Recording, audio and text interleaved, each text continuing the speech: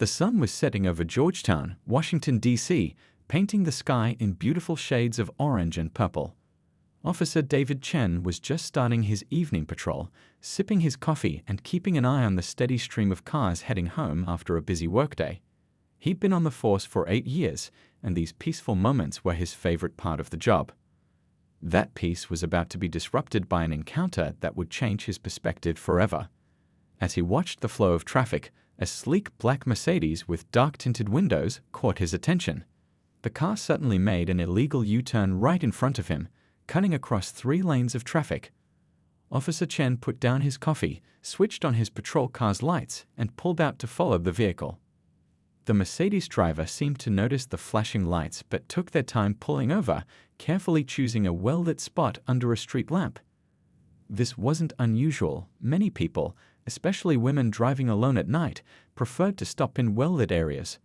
Still, something about the driver's confident movements made Officer Chen curious. He radioed in the license plate number and location, following standard procedure. As he stepped out of his patrol car, he noticed how the expensive Mercedes stood out in this part of town. The engine was still purring softly, and he could see a figure sitting perfectly still in the driver's seat, hands placed at 10 and 2 on the steering wheel, exactly where they should be. Walking up to the car, Officer Chen tapped his body camera twice to make sure it was recording. The tinted windows made it hard to see inside clearly, but as he got closer, he could make out a well-dressed black woman in what looked like a designer suit. Her calm demeanor was unusual. Most people showed at least some signs of nervousness during traffic stops. "Good evening, ma'am," Officer Chen said, shining his flashlight slightly downward to avoid glaring directly in her eyes. "Do you know why I pulled you over today?" The woman's response surprised him. Her voice was steady and professional, with a hint of authority that made him straighten his posture unconsciously. "Good evening, officer. I assume it's about the U-turn back there." Officer Chen nodded, studying her face. She appeared to be in her mid-30s, with an air of confidence that seemed to come from years of experience in positions of power. "License and registration, please." "My ID is in my purse in the backseat," she stated matter-of-factly. "I'm going to reach back to get it now." The way she announced her movements, clear and deliberate, suggested she was familiar with law enforcement procedures. As she reached toward the back seat, something about her movements made Officer Chen tense up. Maybe it was years of training, or maybe it was just instinct, but his hand moved closer to his holster. The woman seemed to notice this subtle movement, and a slight smile crossed her face, not a nervous smile, but one that seemed to hold a secret. The situation took an unexpected turn when something metallic fell from her purse, making a distinct clinking sound as it hit the car floor. Officer Chen's training kicked in immediately. "Ma'am, I need you to step out of the vehicle slowly, keeping your hands where I can see them." The woman's smile didn't fade. If anything, it grew slightly more pronounced. She complied with his request, moving with a graceful confidence that seemed out of place for someone being asked to exit their vehicle. As she stepped out, another metallic object fell from the car, but this time it landed on the pavement where Officer Chen could see it clearly. His flashlight beam caught the gleam of a badge, but not just any badge. This one bore the distinctive seal of the Central Intelligence Agency. Officer Chen's eyes widened as he realized this routine traffic stop was about to become anything but routine. The woman stood calmly beside her car, her posture relaxed but alert. The confidence she exuded wasn't just from wealth or status.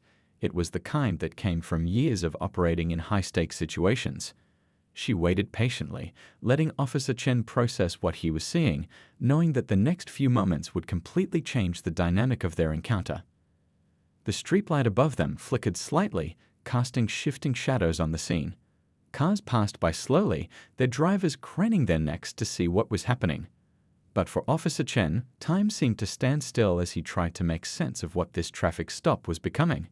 He had no idea that this encounter would not only change his evening, but would also become a moment that would influence the rest of his career in law enforcement. The tension in the air was thick enough to cut with a knife. Officer Chen stood there, his flashlight beam fixed on the CIA badge lying on the pavement. The woman hadn't moved to pick it up, another sign that she was well-versed in law enforcement interactions. She knew better than to make any sudden movements, even for her own credentials. "Ma'am," Officer Chen said, his voice professional but carrying an edge of uncertainty. "I'm going to need you to explain what we're looking at here." His free hand remained near his holster, not out of aggression but from years of trained caution. The Georgetown street had grown quieter now, with fewer cars passing by, as if the night itself was holding its breath. "Of course, officer," she replied, her voice carrying the kind of authority that came from years of high-level briefings. "I'm a senior field operative with the Central Intelligence Agency. I have my full credentials in my purse, along with my service weapon permit. Would you like me to retrieve them?" Officer Chen nodded slowly, but his training kept him alert. "Very slowly, please. Keep your movements visible." He adjusted his position slightly, maintaining a clear view of both the hands and the car's interior. The streetlight above cast long shadows across the scene, making every movement seem more dramatic. As she reached into her purse, she narrated her actions clearly, another telltale sign of someone familiar with law enforcement procedures. "I'm reaching for my credential wallet now. It's in the main compartment, right side." Her movements were deliberate and smooth, nothing like the nervous fumbling he usually saw during traffic stops. The credential wallet she produced was black leather, worn at the edges from years of use. When she opened it, Officer Chen saw the full CIA identification card, complete with security holograms and the official agency seal. It wasn't the kind of thing you could buy online or fake easily. His years on the force had taught him to spot counterfeit IDs, and this was definitely the real deal. "I apologize for the U-turn back there," she explained, still holding her credentials where he could see them clearly. "I was following counter-surveillance protocol. There was a vehicle that had been matching my turns for the past 10 minutes. She paused, allowing him to process this information. "Standard procedure when we suspect we're being followed is to make an unexpected maneuver and observe the reaction." Officer Chen's training kicked in again, but differently this time. He found himself automatically scanning the surrounding streets, looking for any vehicles that might have been involved in the surveillance she mentioned.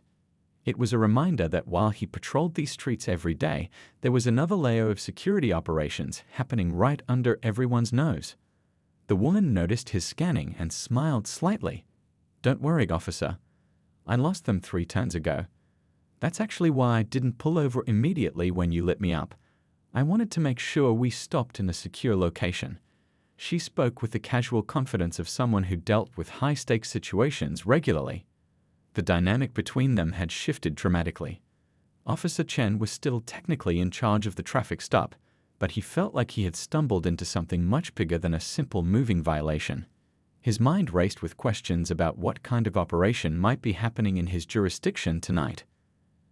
"I understand this puts you in an unusual position," she continued, her tone sympathetic but professional. "You're doing your job exactly as you should. In fact, your approach and caution are commendable." She reached slowly into her jacket pocket and produced a business card. "This is my supervisor's direct line. You can verify my identity and current status with him." The card was simple but official, bearing only a name, phone number, and the CIA seal. No job title, no office location, just the essential information. Officer Chen took it carefully, noting how the paper felt expensive and substantial between his fingers. The night had grown cooler, and a light breeze rustled through the trees lining the street. A few curious onlookers had slowed their cars as they passed, but the woman seemed unconcerned about the attention. She stood perfectly still, maintaining a professional demeanor that somehow made Officer Chen feel like he was the one being evaluated. His radio crackled to life, dispatch checking on his status. He hadn't realized how long he'd been standing there, trying to process this unexpected turn of events. As he reached for his radio to respond, he couldn't help but wonder how many other seemingly routine traffic stops in his career had been anything but routine. How many other operatives had he pulled over without ever knowing their true identity? The woman waited patiently as he radioed in, her posture relaxed but alert. She seemed to understand the position she had put him in, the delicate balance between doing his job and recognizing when standard procedures needed to bend for national security. It was clear this wasn't her first interaction with local law enforcement, and she knew exactly how to handle the situation with both authority and respect. Officer Chen held the CIA supervisor's business card in his hand, feeling the weight of the decision before him. He could call the number right now and verify everything, but something in the woman's demeanor told him she was the real deal. Still, procedure was procedure, and he had learned early in his career that assumptions could be dangerous. "I'm going to need to verify this," he said, pulling out his phone. The woman nodded approvingly, as if he'd passed some sort of test. The breeze had picked up, carrying the distant sounds of city life, car horns, snippets of music from nearby restaurants, the general buzz of Georgetown nightlife. "Of course," she replied, her voice carrying a hint of appreciation for his thoroughness. "While you do that, may I retrieve my jacket from the car? The evening's gotten a bit chilly." She gestured toward the Mercedes, maintaining the same professional courtesy she'd shown throughout the encounter. Officer Chen nodded, watching as she moved with the fluid grace of someone trained in tactical movement. Even this simple action revealed years of training. She kept her hands visible, moved at a measured pace, and positioned herself so he could see exactly what she was doing. The phone rang twice before a deep voice answered. Assistant Director Reynolds. The voice carried the same kind of authority as the woman standing by the Mercedes, but with an added edge of impatience that suggested late-night calls were an unwelcome interruption. "Good evening, sir. This is Officer Chen with the Georgetown Police Department. I have one of your operatives here during a traffic stop, and I'm calling to verify her credentials." He tried to keep his voice steady, aware that he was speaking to someone who probably dealt with international crises before breakfast. There was a short pause, then a dry chuckle. "Let me guess, she made an illegal U-turn." The assistant director's tone had shifted from annoyed to amused. "Was she driving a black Mercedes?" Officer Chen's eyebrows rose involuntarily. "Yes, sir." "That would be one of my best field operatives. She's currently running point on an operation I can't discuss, but I can assure you she's authorized to carry both her credentials and her service weapon. And knowing her, that U-turn was probably part of her counter-surveillance routine." The conversation continued for a few more minutes, with the assistant director providing enough details to verify the woman's identity while carefully avoiding any classified information. By the time Officer Chen hung up, his perspective on the entire situation had shifted dramatically. Walking back to where the woman stood, he noticed details he'd missed before. The slight bulge of a shoulder holster under her jacket. The way she constantly scanned their surroundings, not out of nervousness but with practiced awareness. The supple earpiece that probably kept her in contact with other operatives. "Everything checks out," he said, handing back her credentials. "Though I have to admit, this isn't how I expected my evening to go." He managed a small smile, trying to lighten the mood. The woman accepted her ID with a graceful nod. "It never is, Officer Chen, but you handled it exactly right. Too many officers would have either overreacted or gotten starstruck. You stayed professional and followed procedure." She paused, considering something. "Would you mind if I shared some insights? Things I've noticed from both sides of the badge, so to speak." Officer Chen found himself nodding. It wasn't every day you got the chance to learn from someone who worked in the shadows of national security. The street had grown quieter, creating an almost private classroom atmosphere under the Georgetown streetlights. "First," she began, "your approach was textbook perfect. But did you notice how your hand moved to your weapon when I reached for my purse? It's a natural reaction, but it can escalate situations unnecessarily." Her tone wasn't accusatory. If anything, it was supportive, like a senior officer mentoring a rookie. She continued, sharing observations about supple details of their interaction, things Officer Chen had done right, things that could be improved, and perspectives he'd never considered. She spoke about the importance of reading body language, about how true confidence looked different from fake bravado, about the telltale signs that someone might be more than they appeared. As she talked, Officer Chen found himself taking mental notes. This wasn't just about one traffic stop anymore, it was about becoming a better officer. He realized that sometimes the best lessons came from the most unexpected situations. A passing car's headlights illuminated them briefly, reminding both that they were still standing on a public street. The woman glanced at her watch. a subtle but expensive timepiece that probably had features not available to civilians. "I should get going," she said, her tone suggesting she had somewhere important to be. "But I want you to know that encounters like this, they matter more than you might think." The Georgetown street had grown quiet, with only occasional cars passing by. Officer Chen found himself completely absorbed in the conversation with the CIA operative. Her next words caught him slightly off guard. "You know," she said, leaning slightly against her Mercedes, "I've been on both sides of this situation more times than I can count." Her voice carried a hint of something deeper, more personal. "Before I joined the agency, I was just another black woman getting pulled over, dealing with the assumptions that came with that." Officer Chen shifted his weight, suddenly aware of the complexity of the moment. The professional distance he usually maintained during traffic stops had evolved into something more meaningful. "I'd like to hear more about that, if you're willing to share," he said, genuinely interested. She nodded, seeming to appreciate his openness to learning. "I remember one stop about 12 years ago. I was already in training for the agency, but the officer who pulled me over couldn't see past his own preconceptions. He saw my expensive car, my business suit, and immediately assumed something wasn't right." A gentle breeze rustled through the trees lining the street, carrying the faint scent of nearby restaurant kitchens. The operative continued her story, had a voice measured and thoughtful. "That officer never gave me a chance to explain. He called for backup before even checking my ID, made me sit on the curb while he searched my car, found my preliminary agency credentials, and still didn't believe they were real."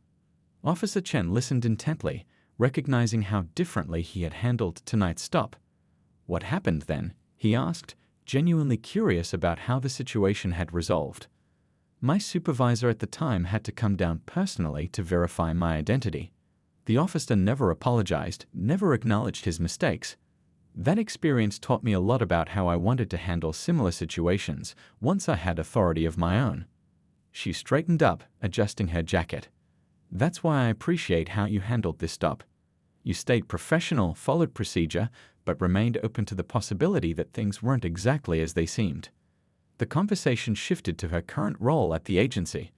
While keeping classified details private, she shared stories about working in various countries, dealing with different law enforcement agencies, and the importance of building bridges between communities and those who protect them. "In my line of work," she explained, "we often have to make quick judgments about people. But we're also trained to question our initial assumptions. The best agents I know are the ones who can balance healthy skepticism with an open mind." She paused, checking her watch again. "Sometimes the person you least expect turns out to be your most valuable ally." Officer Chen found himself nodding, thinking about his own experiences on the force. "It's not always easy," he admitted. "We're trained to be suspicious, to look for signs that something's wrong. Sometimes that training can cloud our judgment."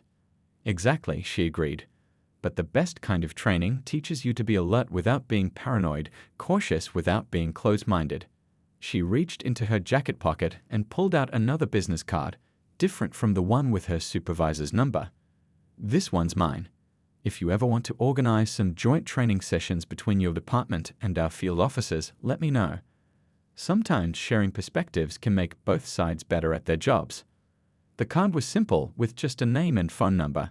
No title, no agency affiliation, typical for someone who operated in the shadows of national security. Officer Chen accepted it carefully, aware of the trust being placed in him. "There's something else I want to say," she added, her tone becoming more personal. "Tonight, when you first approached my car, I saw the moment of hesitation in your eyes. But instead of letting that hesitation turn into assumption, you stayed professional. You kept an open mind. That's rarer than you might think." A police cruiser drove by slowly, the officer inside giving them a curious look. The operative smiled and waved casually, completely comfortable in any situation. "You know what the hardest part of my job is?" she asked, turning back to Officer Chen. "It's not the dangerous missions or the long hours. It's the constant need to prove myself, to overcome people's preconceptions about who I am and what I'm capable of." The weight of her words hung in the air between them. Officer Chen thought about his own journey in law enforcement, the challenges he'd faced as an Asian American officer, the times he'd had to prove himself to colleagues and civilians alike. "I understand that," he said quietly. Maybe not exactly the same way, but I understand. The operative's expression softened slightly, recognizing the shared experience. That's why encounters like this matter so much, she said. Every positive interaction, every moment of mutual respect, it all adds up. It changes things, slowly but surely. The night had grown deeper and the Georgetown streets had become even quieter. Officer Chen's radio occasionally crackled with routine updates from dispatch, but he remained focused on this extraordinary conversation. His coffee, long forgotten in his patrol car, had probably gone cold. You know, the operative began, her voice thoughtful, I've spent years working undercover in some of the most dangerous places in the world. But sometimes, the most challenging moments are right here at home. She adjusted her stance, maintaining the practiced awareness that came from years of fieldwork. A group of college students walked past, their laughter and chatter briefly filling the night air. Both Officer Chen and the operative instinctively scanned the group. Their training never really turned off. Once the students passed, she continued. Last month, I was in Eastern Europe, coordinating with local law enforcement on a major operation. Those officers didn't care about my gender or my skin color, they cared about my expertise, my track record. But when I came home, she shook her head slightly. I got pulled over 3 times in 1 week, each time having to prove I belonged in my own neighborhood. Officer Chen felt a mix of professional embarrassment and personal understanding. That must be frustrating, he said, thinking about his own experiences with stereotyping. Especially given what you do for our country. The operative smiled, but there was a hint of wariness in it. It's not about the credentials or the position. It's about being seen as a person first, before any assumptions kick in. That's why this stop was different. She gestured between them. You started with caution, which is good. It's your job. But you didn't start with bias. There's a big difference. A cool breeze rustled through the trees, carrying the distant sound of sirens, someone else's emergency, another officer's call. The operative checked her phone briefly, then continued. You know what's interesting? In my line of work, we're taught to blend in, to be forgettable. But as a black woman in America, I often stand out whether I want to or not. I've had to learn to use that to my advantage. She straightened her jacket, revealing a glimpse of her shoulder holster. In some operations, people's assumptions about me become their weakness. They see a black woman in a nice car and make up their own story about how I got it. They never suspect I'm the one they should be worried about. Her smile turned slightly mischievous. Their prejudice becomes our advantage. Officer Chen found himself chuckling at the irony. I guess sometimes the best cover is right in plain sight. Exactly, she agreed. But here's the thing, while those assumptions might occasionally help in my work, they shouldn't exist in the first place. Not here, not in our own country. She paused, looking directly at him. That's why encounters like this matter so much. Every positive interaction chips away at those preconceptions. A patrol car drove by slowly, the officer inside giving them a curious look. The operative waved casually, completely at ease. Your colleagues are probably wondering what's taking so long with this traffic stop, she observed with a slight smile. Officer Chen nodded, realizing how much time had passed. They probably are. But this isn't just a traffic stop anymore, is it? It's become something of a learning experience. The best lessons often come when we least expect them, she replied. You know, in the agency, we have a saying. The most valuable intelligence comes from unexpected sources. Tonight proves that's true in more ways than one. She reached into her car and pulled out a small notebook, jotting something down. I meant what I said earlier about the joint training sessions. My team could provide some valuable insights about surveillance detection, counter-surveillance, and reading behavioral cues. But more importantly, she tore out the page and handed it to him. We could help bridge some gaps between law enforcement and the communities they serve. The note contained not just her contact information, but also some specific ideas for training programs. Officer Chen could already imagine how valuable this kind of collaboration could be for his department. I've run similar programs in other cities, she explained. We focus on both the technical skills and the human element, teaching officers to maintain their edge while keeping an open mind, showing them how unconscious bias can not only harm communities but also make them less effective at their jobs. A text message lit up her phone, probably something related to whatever operation she was involved in. But before checking it, she had one more thing to say. "Officer Chen, you did something remarkable tonight. You showed that it's possible to be both vigilant and fair, professional and human. That's harder than it looks, and it matters more than you might think." She glanced at her phone, then back at him. "Every interaction like this becomes a story that gets told. Your story will be about an officer who did his job right, who showed that protecting and respecting can go hand in hand." The Georgetown night had taken on a different feel now. What started as a routine traffic stop had transformed into something much more meaningful. Officer Chen tucked the operative's note carefully into his shirt pocket, knowing it represented more than just contact information. It was an opportunity for real change. "I have a story for you," the operative said, checking her phone one last time before putting it away.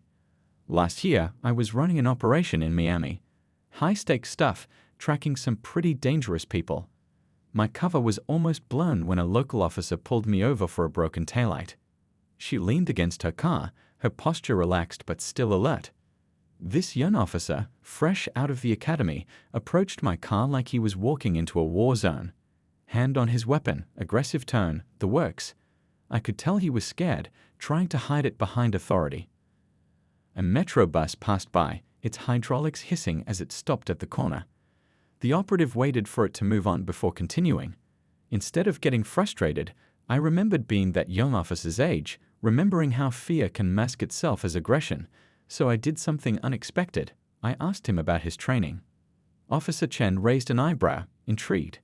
How did he respond? At first, he was thrown off balance.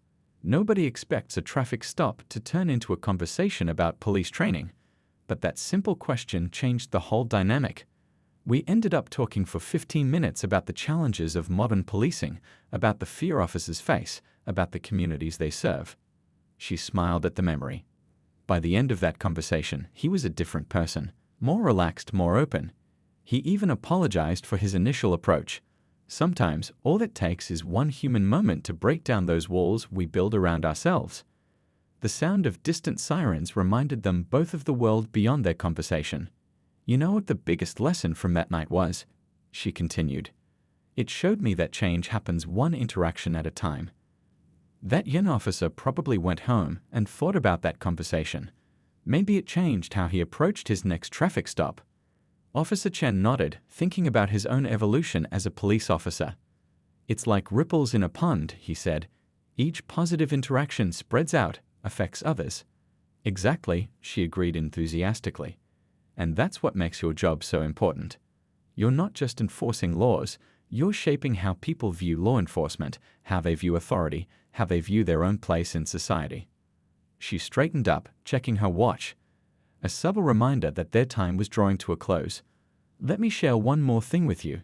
In the intelligence world, we have access to all sorts of high-tech tools and sophisticated strategies. But you know what our most valuable asset is? Human connection. The ability to build trust, to see past surfaces, to understand people as individuals."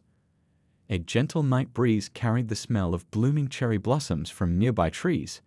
"That's something you demonstrated tonight, Officer Chen. You showed that authority doesn't have to come at the expense of humanity.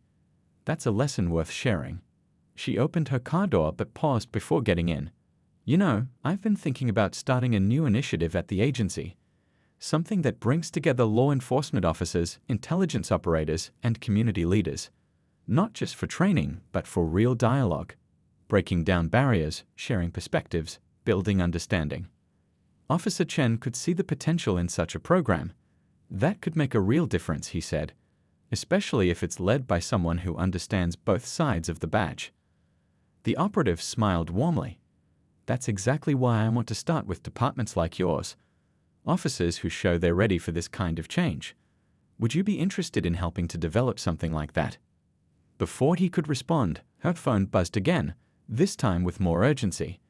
"Judy calls," she said, but her expression remained engaged. "But before I go, I want you to know something. Tonight wasn't just about a traffic stop or even about law enforcement training. It was about seeing the possibility for change in unexpected moments." She slid into the driver's seat but kept the door open. "You know what the hardest part of my job is? It's not the dangerous missions or the complex operations. It's maintaining hope. Hope that things can get better, that people can learn to see past their preconceptions, that we can build a safer world without sacrificing our humanity. The street lights cast a warm glow over the scene as she prepared to leave. Tonight, Officer Chen, you helped restore a bit of that hope. Not because you did anything extraordinary, but because you did the ordinary things with extraordinary awareness and respect. 6 months had passed since that remarkable night in Georgetown, and Officer Chen sat in the police department's main training room, watching as officers from various precincts filed in for their morning briefing. The room buzzed with curiosity. It wasn't every day that they had a CIA operative as their guest instructor. The same operative from that fateful traffic stop stood at the front of the room, looking as professional and confident as ever. She caught Officer Chen's eye and gave a slight nod of recognition. They had worked closely over the past months, developing this groundbreaking training program that brought together law enforcement and intelligence perspectives. "Good morning, officers," she began, her voice carrying the same authority he remembered from that night. "I'm here today because of a traffic stop." Several officers chuckled, probably expecting a complaint about law enforcement. Instead, they got something very different. "That traffic stop showed me what's possible when we approach our jobs with both vigilance and openness. When we remember that behind every badge, every credential, every face we meet, there's a human story waiting to be understood." The room grew quiet as she shared the story of that night, carefully altered to protect operational security but maintaining its essential truth. Officer Chen watched his colleagues' faces as they listened, saw the moments of recognition, the subtle shifts in understanding. "Since that night," she continued, "Officer Chen and I have worked with departments across the city. We've trained over 200 officers in advanced observation techniques, behavioral analysis, and community engagement. But more importantly, we've started conversations that needed to happen." She clicked to the next slide, showing statistics from the past 6 months. Civilian complaints had dropped by 30%. Officer safety incidents had decreased. Community cooperation had improved significantly. The numbers told a story of positive change. "But let me tell you about something that doesn't show up in these statistics," she said, moving away from the podium to engage more directly with the officers. "Last week, I was at a community center in the city. A young black girl came up to me, maybe 12 years old. She said she wanted to be a police officer when she grew up." The operative paused, letting that sink in. "When I asked her why, she told me about an interaction her family had with one of your officers. How the officer had treated them with respect, had taken time to explain things, had shown them that law enforcement could be both strong and compassionate." Officer Chen remembered his own journey since that night. He'd become something of a mentor to younger officers, sharing the lessons he'd learned about looking beyond first impressions. The operative's words from that night, about every interaction being a chance for change, had proven prophetic.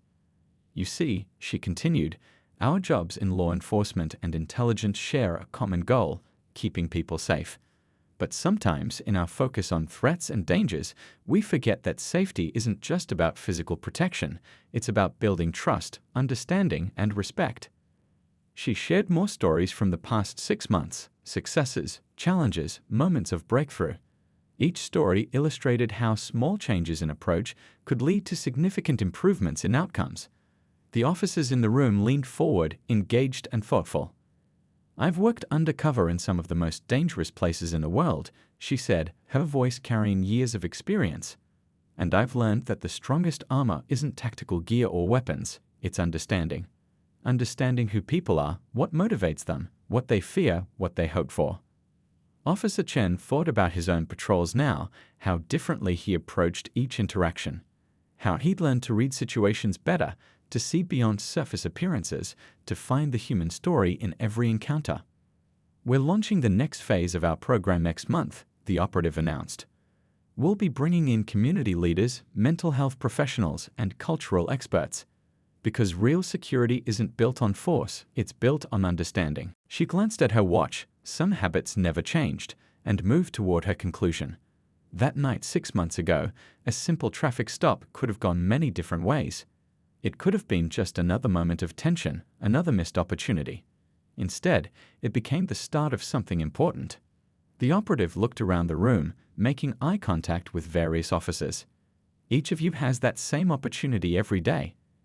Every traffic stop, every call, every interaction is a chance to build something better. To show that strength and compassion aren't opposites, they're partners. As the session ended and officers began to file out, many stopped to ask questions or share their own stories.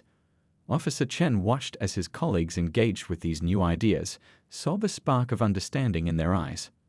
The operative made her way over to him, smiling. "Well, partner, I'd say this is going better than we could have hoped." She glanced at the group of officers still deep in discussion. Sometimes the biggest changes start with the smallest moments. Officer Chen nodded, thinking about that night that seemed both long ago and just yesterday. "You know," he said, "I never did write you that ticket for the illegal U-turn." She laughed, a genuine warm sound that filled the room. Consider it an investment in community relations. Her phone buzzed. Some things never changed, but this time she ignored it. "Want to grab some coffee? I have some ideas for the next phase of the program." As they walked out of the training room, Officer Chen realized that this wasn't just about police training or community relations. It was about something bigger, about how people could learn to see each other differently, about how understanding could bridge the widest gaps, about how change could start with a simple traffic stop on a quiet Georgetown street.